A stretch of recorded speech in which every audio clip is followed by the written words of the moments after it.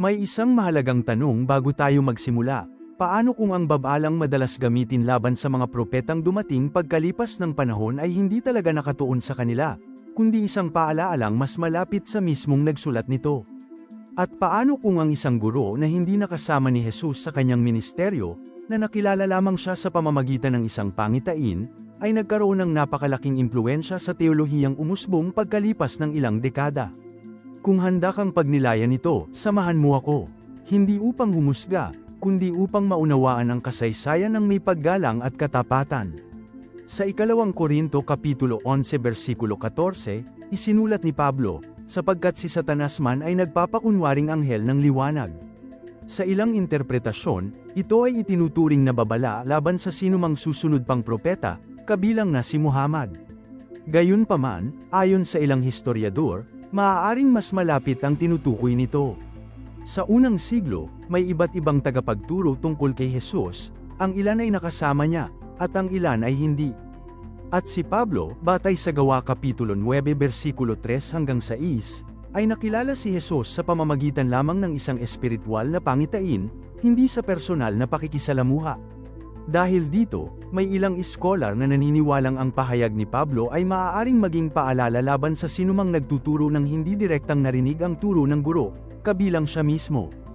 Hindi ito insulto, kundi bahagi ng masusing pag-unawa sa dinamika ng unang komunidad. Kapag binalikan natin ang mismong turo ni Jesus, malinaw ang kanyang diin. Sa Marcos Kapitulo 12 versikulo 29, nang tanungin kung alin ang pinakamahalagang utos, tugon niya, ang Panginoon nating Diyos ay iisa. Ito ang pinakapuso ng kanyang aral, ang payak at tahasang monoteismo. Sa Juan Kapitulo 17 versikulo 3, higit pa itong nilinaw, ang iisang tunay na Diyos, at si Jesucristo na iyong sinugo. Makikita rito ang malinaw na pagkakaiba, ang Diyos bilang nag-iisang tunay na Diyos, at si Jesus bilang sugo.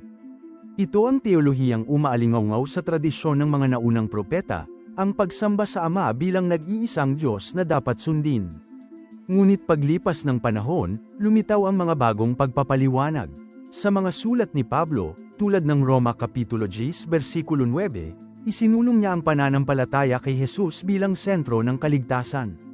Unti-unting nabuo ang teolohiyang naglalagay kay Jesus sa mas mataas na posisyon kaysa sa pagkasugo, gaya ng maririnig sa mga ebanghelyo. Ang pagbabagong ito ay lalong naging malinaw sa sumunod na mga siglo. Noong Konseho ng Nicaea 325 ng karaniwang panahon, formal na idineklara ng mga lider ng simbahan na si Jesus ay kasiisor ng Ama, isang konseptong nagbigay daan sa doktrinang Trinity. Mahalaga itong banggitin dahil hindi ito tuwirang matatagpuan sa mga salita ni Jesus, kundi bunga ng deliberasyon at kasunduan ng simbahan ilang daang taon matapos ang kanyang buhay. Hindi lamang monoteismo ang nagbago, pati ang kautusan at ang sentro ng pananampalataya ay umiba ng diin. Si Jesus ay nagturo ng pagsunod sa utos ng Ama, gaya ng sinabi niya sa Mateo Kapitulo 19 versikulo 17, ingatan mo ang mga utos.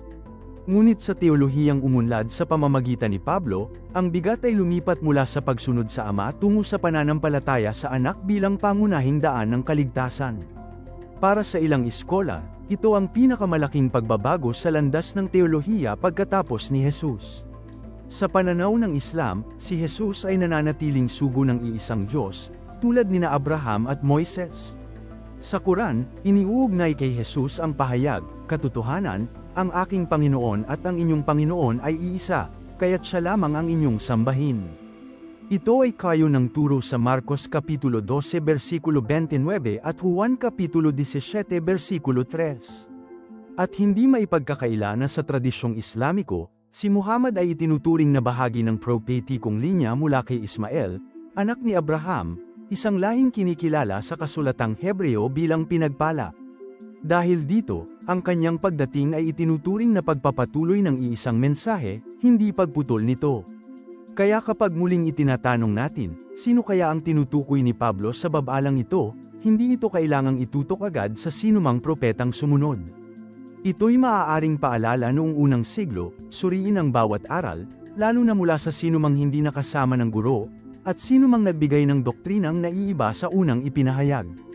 Hindi ito pag-akusa, ito ay pag-aaral. Hindi ito panghuhusga, ito ay pag-unawa. Hindi ito pamimintas, ito ay matapat na pagtingin sa kasaysayan. Sa huli, ang pinakamahalagang tanong ay ito, alin ang pinakamalapit sa unang tinig? Alin ang tunay na kayo ng turo ni Jesus? At alin ang nakaugnay sa iisang tradisyong propetiko ng pagsamba sa nag-iisang Diyos? Ngayon, sa lahat ng ito, anong tingin ninyo dito? Nasa inyo ang huling paghuhusga.